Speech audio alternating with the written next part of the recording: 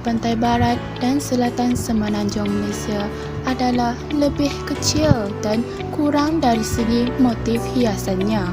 Layang-layang di negeri ini terbagi kepada 3 kategori, iaitu layang-layang laga, layang-layang anak dan layang-layang hiasan. Musim permainan layang-layang ialah musim menuai padi. Jenis layang-layang 3 dimensi berbeza dengan yang sebelumnya. Layang-layang ini memiliki kerangka yang sesuai dengan bentuk kreasi yang ingin ditampilkan pembuatnya. Jika ingin membuat layang-layang berbentuk kuda, maka rangkanya juga harus berbentuk seperti kuda. Biasanya, layang-layang jenis ini untuk festival. Pembuatan yang memakan waktu yang lebih lama, bahkan pembuatannya bisa sampai 1 bulan. Jenis layang-layang 2 dimensi. Layang-layang jenis ini mungkin paling sering ditemui oleh anak. Dinamakan layang-layang 2 dimensi kerana jenis yang satu ini memiliki bentuk 2 dimensi, biasanya menggunakan kertas warna atau digambar. Layang-layang 2 dimensi memiliki rangka yang datar seperti layang-layang mainan anak pada umumnya. Jenis layang-layang kreasi. Layang-layang ini biasanya berbentuk berlian atau wajik. Umumnya, layang-layang ini digunakan untuk diadu atau dilombakan. Namun, disebut dengan kreasi kerana adanya lukisan pada layang-layang yang bisa dikreasikan oleh pembuatnya. Bahan kertasnya pun bisa berbeza-beza. Bisa dari kertas minyak, plastik, parasut, bahkan juga ada yang terbuat dari daun. Jenis layang-layang tradisional. Jenis layang-layang tradisional ini biasanya berbentuk oval dan memiliki ekor. Namun, setiap daerah memiliki ciri khas ekor layang-layang yang berbeza. Kemudian, saat diterbangkan, akan terdengar bunyi benang atau membuat dari karung goni atau dari pita kaset. Jenis layang-layang olahraga. Layang-layang jenis ini tentunya dijadikan sebagai bentuk kegiatan olahraga. Umumnya, layang-layang olahraga akan diadu satu sama lain dan olahraga ini merupakan olahraga yang menyeronokkan. Pada zaman dahulu, dalam tahun 1960-an hingga 1970-an, perkembangan permainan layang-layang di Malaysia amat memberangsangkan. Layang-layang sering dimainkan selepas musim menuai kerana untuk bermain layang-layang ia bukan sahaja memerlukan kepakaran untuk membuatnya, tetapi juga kawasan lapang dan tiupan angin yang sesuai untuk menaikkan layang-layang. Pada masa tersebut, proses menanam padi tidak seperti hari ini, iaitu 2 kali setahun. Ini merupakan peluang kepada masyarakat ketika itu untuk bermain layang-layang pada waktu petang sebagai salah satu hiburan yang sangat digemari. Pada zaman sekarang pula, pada hari ini, layang-layang di Malaysia tidak hanya dimainkan di peringkat kampung atau daerah sahaja. Bahkan, telah menjangkau ke peringkat antarabangsa melalui festival layang-layang yang diadakan di seluruh dunia sepanjang tahun.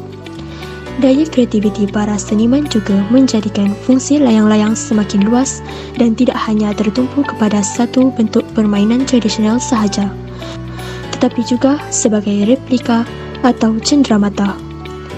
Sebagai pengiktirafan terhadap layang-layang di Malaysia, Wau Bulan telah diiktiraf sebagai wau kebangsaan dan imejnya juga telah diabadikan sebagai latar wang kertas RM1 Malaysia dan wang siling 50 sen. Masyarakat Malaysia juga turut menjadikan layang-layang sebagai simbol untuk mengabadikan sesuatu peristiwa. Terdapat pelbagai fungsi layang-layang. Yang pertama, layang-layang sebagai sebuah medium pertandingan. Fungsi layang-layang kini sebagai bahan pertandingan, ada kalanya mendatangkan kebaikan, ada kalanya mendatangkan keburukan. Mereka yang terlibat dengan pertandingan ini segelintirnya hanya memikirkan habuan yang akan diperolehi dan bukan untuk nilai sentimental yang terdapat pada permainan tersebut. Antara pertandingan atau festival yang dianjurkan antaranya Festival Layang-Layang yang sering dianjurkan oleh pelayang Johor yang menempah lokasi di Pasir Gudang. Fungsi layang-layang yang kedua ialah layang-layang sebagai lambang atau identiti. Ia berfungsi sebagai medium untuk perlembangan atau identiti sesebuah agensi. Sebagai contoh, syarikat penerbangan Malaysia Airlines menggunakan motif wow sebagai lambang untuk menunjukkan identitinya sebagai syarikat penerbangan yang berasal daripada Malaysia. Terdapat juga tiang-tiang lampu yang dihiasi dengan motif layang-layang ini, seperti yang terdapat di Pasir Gudang Johor. Tiang-tiang lampu ini diwujudkan sedemikian rupa adalah bertujuan untuk memberikan peringatan bahawa anda sedang menuju ke kawasan muzium layang-layang. Fungsi layang-layang ketiga ialah layang-layang berfungsi sebagai bahan untuk tujuan komersial atau material. Fungsi layang-layang sebagai bahan untuk tujuan komersial sering ditemui di mana-mana sahaja. Kini, fungsi penjualan material ini sudah menjadi satu perniagaan yang menguntungkan. Semua hasil karya ini dijual dengan harga yang tinggi kerana barangan tersebut mempunyai nilai estetika yang tinggi. Fungsi layang-layang yang keempat ialah layang-layang berfungsi sebagai bahan pameran. Muzium layang-layang menjadi topik utama yang akan disentuh sekiranya memperkatakan tentang pameran layang-layang. Layang-layang ini menjadikannya sebagai alat pameran di muzium-muzium. Terdapat juga layang-layang yang dijadikan pameran di kedai-kedai yang bertujuan untuk menarik minat pelanggan untuk memasuki premis perniagaan mereka. Fungsi layang-layang yang kelima ialah layang-layang berfungsi sebagai alat hiburan.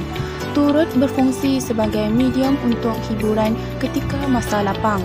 Di kawasan pantai timur, layang-layang masih lagi berfungsi sebagai permainan ketika masa lapang, terutamanya di Terengganu dan Kelantan.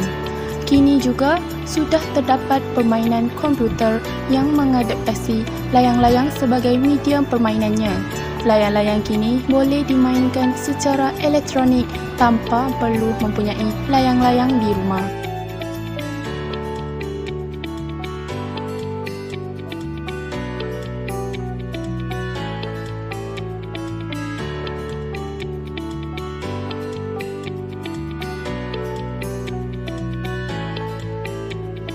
Malaysia mempunyai pelbagai keunikan warisan budaya yang dapat membantu mengeratkan hubungan silaturahim antara masyarakat yang berbilang kaum. Sejak dulu kala, permainan tradisional merupakan aktiviti yang menghiburkan dan dimainkan tanpa mengira umur sama ada kanak-kanak maupun dewasa. Dengan peredaran zaman yang semakin membangun, wajarlah di sini sebagai ibu bapa hendaklah memperkenalkan serta menerapkan warisan budaya kepada generasi muda supaya tak lapuk di hujan, tak lekang di panas ditelan arus pemodenan.